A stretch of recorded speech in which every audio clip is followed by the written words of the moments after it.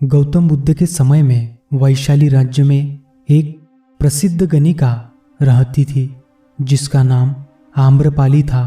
वह बहुत सुंदर थी और उसे नगरवधु घोषित किया गया था, यानी पूरे शहर की पत्नी। आम्रपाली इतनी सुंदर थी कि उसके महल के द्वार पर सदा सोने के रथ खड़े रहते थे। यहाँ तक कि महान राजाओं को भी उससे मिलने के लिए इंतजार करना पड़ता था। वह केवल एक वेश्या थी, लेकिन वह इतनी अमीर हो गई थी कि वह राज्य खरीद सकती थी। आम्रपाली का शरीर जितना सुंदर था, उससे कई अधिक सुंदर उसकी आत्मा थी, जो सच्चे प्यार के लिए तरसती थी। क्योंकि आम्रपाली खुद से वेश्या नहीं बनी थी, उसे जबरदस्ती राजा ने वेश्या बनाया था। आम्रपाली के वेश्या बनने के पीछे एक कहानी है। आम्रपाली अपने ग्राहकों से बहुत प्यार करने का दिखावा करती थी, क्योंकि उसे इसलिए भुगतान किया जाता था, लेकिन अंदर से वह उनसे बेहद नफरत करती थी, क्योंकि वह सभी उसका इस्तेमाल एक भोग की वस्तु के रूप में करते थे, एक इंसान के रूप में उसका सम्मान नहीं करते थे। एक दिन आम्रपाली अपने महल की बालकनी में खड़ी थी। अचानक उसने अपने महल के सामने से एक युवा बौद्ध भिक्षु को गुजरते हुए देखा, जिसके पास कुछ भी नहीं था सिवाय एक भिक्षा पात्र के, लेकिन उसके पास जबरदस्त जागरूकता थी। लोगों को खुद की ओर आकर्षित करने की अद्भुत शक्ति थी। जब युवा बौद्ध भिक्षु ने ऊपर की तरफ देखा तो आम्रपाली उसे देख रही थी। युवा भिक्षु ने आम्रपाली की ओर देखते हुए बेहद सम्मान भाव के साथ आम्रपाली को प्रणाम किया। आम्रपाली एकटक उस युवा भिक्षु को देखती रही और पहली बार आम्रपाली के हृदय में प्रेम का उदय हुआ था, क्योंकि पहली बार किसी ने आम्रपाली को सम्मान की नज़र से देखा था। किसी ने पहली बार उसे इंसान होने का एहसास दिलाया था। आम्रपाली तुरंत सीढ़ियों से नीचे उतरी और बाहर आकर उस युवा बौद्ध भिक्षु के पैर छुए और कहा, भंते, कृपया आज के दिन आप मेरे मेहमान बने और मेरे महल में चलकर भोजन स्वीकार करें। आगे आम्रपाली ने कहा, कृपया मेरे निमंत्रण को ना न कहे, क्योंकि पहली बार मैंने किसी को निमंत्रण दिया है। मुझे हजारों बार राजाओं और सम्राटों द्वारा आमंत्रित किया गया है, लेकिन मैंने कभी किसी को आमंत्रित नहीं किया है। यह मेरा पहला निमंत्रण है। युवा भिक्षु ने सम्मानपूर्वक आम्रपाली का निमंत्रण स्वीकार करते हुए भोजन ग्रहण किया। भोजन देने के बाद आम्रपाली ने कहा, भंते, आज से 3 दिन के बाद बारिश का मौसम शुरू होने वाला है, जो कि अगले 4 महीनों तक रहेगा, और मैं आपको अपने घर में 4 महीने रहने के लिए आमंत्रित करती हूँ।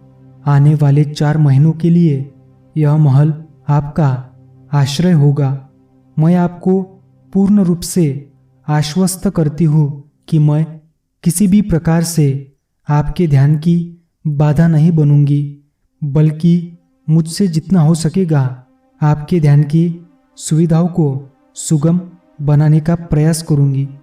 दरअसल बौद्ध भिक्षु साल के 8 महीने गांव-गांव घूमकर बौद्ध धर्म का प्रचार करते हैं और बारिश के 4 महीने वह एक ही स्थान पर रहते हैं, जहां उन्हें आश्रय मिल जाता है। युवा बौद्ध भिक्षु ने कहा, माफ कर दीजिएगा देवी, लेकिन इस विषय में मैं स्वयं निर्णय नहीं ले सकता। मैं आपके प्रस्ताव के विषय में बुद्ध से पूछूंगा। अगर वह मुझे अनुमति देंगे तो मैं आपके महल में आश्रय अवश्य ग्रहण करूँगा। इतना कहकर वह बौद्ध भिक्षु वहाँ से चला जाता है। इससे पहले कि वह युवा भिक्षु बुद्ध के पास पहुँचता और आम्रपाली के प्रस्ताव के बारे में कुछ बताता, उससे पहले वहाँ पर मौजूद अन्य भिक्षु बुद्ध के पास पहुँच गए और बुद्ध से कहने लगे, आप उस युवा भिक्षु को रोकिएगा। आम्रपाली ने उसे 4 महीने रहने के लिए अपने घर पर बुलाया है। आम्रपाली एक वैश्या है और एक भिक्षु एक वैश्या के घर में 4 महीने रहे, यह सही नहीं है। इससे हमारे संघ में गलत संदेश जाएगा। बुद्ध ने कहा, कृपया आप लोग शांत हो जाए और उस भिक्षु के आने की प्रतीक्षा करें। थोड़ी देर बाद वह युवा भिक्षु बुद्ध के पास आया, बुद्ध के पैर छुए और उन्हें पूरी कहानी सुनाते हुए कहा, बुद्ध, नगर की एक आम्रपाली नाम की महिला ने मुझे बारिश के 4 महीने अपने घर पर रहने के लिए आमंत्रित किया है। मैंने उसके निमंत्रण का अभी कोई जवाब नहीं दिया। मैंने उससे कहा है कि अगर आप मुझे उसके घर रहने की आज्ञा देंगे तभी मैं उसके घर पर रहने के लिए आऊँगा। अतः बुद्ध, आप जो कहेंगे मैं वही करूँगा। उस युवा भिक्षु ने आम्रपाली के विषय में वैश्य शब्द का प्रयोग ना करते हुए केवल महिला शब्द का प्रयोग किया। बुद्ध ने उस युवा भिक्षु के आंखों में देखा और कहा, तुम रह सकते हो। तभी अचानक बूढ़ा भिक्षु खड़ा हुआ और बोला कि बुद्ध, यह सही नहीं है। यह युवा भिक्षु एक सच्चाई छुपा रहा है। इसका कहना है कि एक आम्रपाली नाम की महिला ने अपने घर पर रहने के लिए आमंत्रित किया, लेकिन वह एक महिला नहीं, वह एक वैश्या है। बुद्ध ने कहा, मैं जानता हूँ, और क्योंकि इसने वैश्य शब्द का प्रयोग नहीं किया है, इसका अर्थ है इसके मन में उसके लिए सम्मान का भाव है, इसलिए मैं इसको वहाँ रहने की अनुमति दे रहा हूँ। वहाँ मौजूद हजारों भिक्षु को विश्वास नहीं हो रहा था कि बुद्ध ने एक युवा भिक्षु को एक वैश्या के घर में रहने की अनुमति दे दी है। अगले 3 दिनों के बाद वह युवा भिक्षु आम्रपाली के घर रहने के लिए चला गया। उसके जाते ही वहाँ पर उपस्थित अन्य भिक्षु उसके विषय में तरह तरह की बातें बनाने लगे। बुद्ध ने सभी को शांत करते हुए कहा, मुझे मेरे भिक्षु पर विश्वास है। मैंने उसकी आंखों में देखा है कि उसके भीतर तनिक भी भोग की इच्छा नहीं थी। अगर उस भिक्षु का ध्यान गहरा है तो वह आम्रपाली के हृदय को परिवर्तित कर देगा, और अगर भिक्षु का ध्यान गहरा नहीं है तो आम्रपाली अपने शारीरिक आकर्षण से भिक्षु को परिवर्तित कर देगी। यह एक प्रश्न है ध्यान और शारीरिक आकर्षण के मध्य, जिसका उत्तर हमें 4 माह के बाद मिलेगा। बुद्ध की बात सुनकर वहाँ उपस्थित भिक्षुओं ने कहा कि बुद्ध उस युवा भिक्षु पर बहुत अधिक भरोसा करके अनावश्यक जोखिम उठा रहे हैं। वह भिक्षु युवा है और आम्रपाली बहुत सुंदर है। समय प्रारंभ हुआ, वर्षा ऋतु गई, 4 माह बीते और वह युवा भिक्षु वापस आया। उसने बुद्ध के पैर छुए और उस युवा भिक्षु के पीछे आम्रपाली भी आई।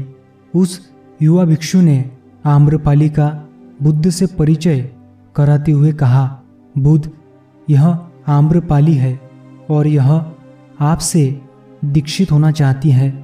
यह एक अनोखी महिला है।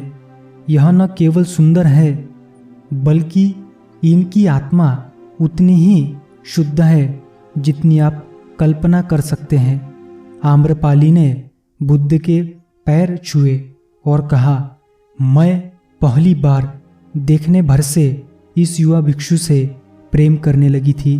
इसलिए मैंने इस युवा भिक्षु को अपने सौंदर्य से कई बार आकर्षित करने का प्रयास किया, लेकिन मैं पूर्ण रूप से असफल रही।